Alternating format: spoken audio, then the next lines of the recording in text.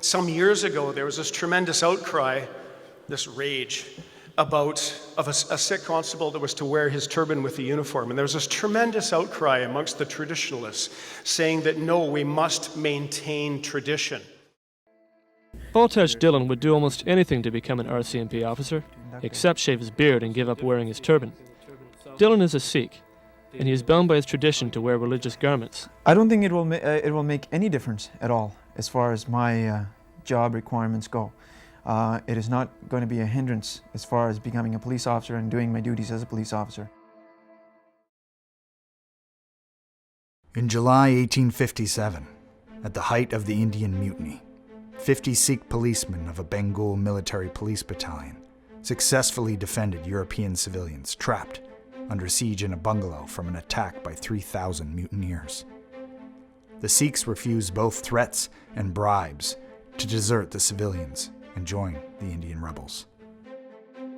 To man the battalion, the British authorities in India had decided to enlist the ex-soldiers of the formidable Sikh army that had once fought the British. The regiment, comprising 500 cavalry and 1,000 infantry, would become known as Rattray's Sikhs, after its founder, Captain Thomas Rattray. As a consequence of their steadfast loyalty, the Crown, during much of the latter 19th century and early 20th century, sought thousands of turban Sikhs to police its realms across Asia and Africa. By the time the Sikhs had begun to settle Canada, the turban was synonymous with law enforcement throughout much of Britain's multicultural empire. Canada, however, would prohibit the employment of Sikhs in policing European settlers. The modifications to the regulations to accommodate religious beliefs squares with Canadian human rights legislation and reflects this government's strong commitment to a multicultural society. In Ottawa, the main opposition parties supported the government's decision, but there was criticism that it took too long to make, that the delay led to an anti-turban campaign which included petitions, pins, and a calendar, all of which, they say, whipped up anti-Sikh sentiments. Today, the man who created the calendar said he's not giving up his campaign. No, we're going to keep on selling them. We've been getting support all across the country. This morning, the phone's just ringing off the wall.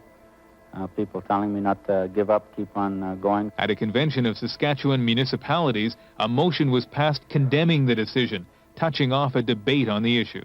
It's a true Canadian heritage. Let's not change it. Well, they're not in their own country. They're in our country. They can follow their own religion, but yet they should comply with our rules and our regulations. People consider the RCMP and its uniform a symbol of Canadian tradition, and they don't want that to change. In Calgary, thousands of people signed a petition urging the government not to change the rules. That petition was presented to Parliament last month. And more recently, this pin was distributed by a Calgary businessman. A lot of the Albertans, I feel, the 90,000 people that signed this petition, have very little information or no information about what the Sikh goes through or what the Sikh life is concerned. I've heard many comments that say, well, the Sikhs' tradition of wearing a turban should not hinder with the Canadian tradition of wearing a tunic and the red serge. As a retired serving soldier, as a historian, as a history lecturer, I thought, well, wait a minute, tradition, you say? Let's look at that RCMP uniform. The long cavalry boots, invented by the Indian Army Cavalry. The Sam Brown belt, invented by an officer, curiously enough, named Sam Brown, of the Sikh Cavalry of the Punjab Frontier Force. The lance, first used, well, the British had encountered the lances before, but it was the action of the Sikh Cavalry in the First Sikh War that caused the British to decide to create Lancer regiments themselves. The musical ride, of which the RCMP is so inordinately proud, was invented by the Khalsa Cavalry before the First Sikh War as an exercise to show that a soldier could control his horse and that an officer could control his soldiers. So as I went through all of this, I said, okay guys, if you really, really, really want to be traditional, you should all be wearing turbans.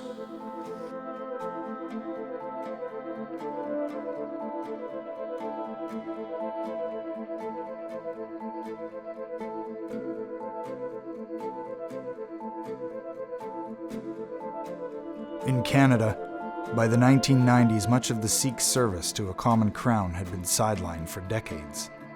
This lack of awareness about their fellow countrymen allowed Canadians to wield tradition as a weapon against those that they wanted to exclude from government jobs, based on appearance.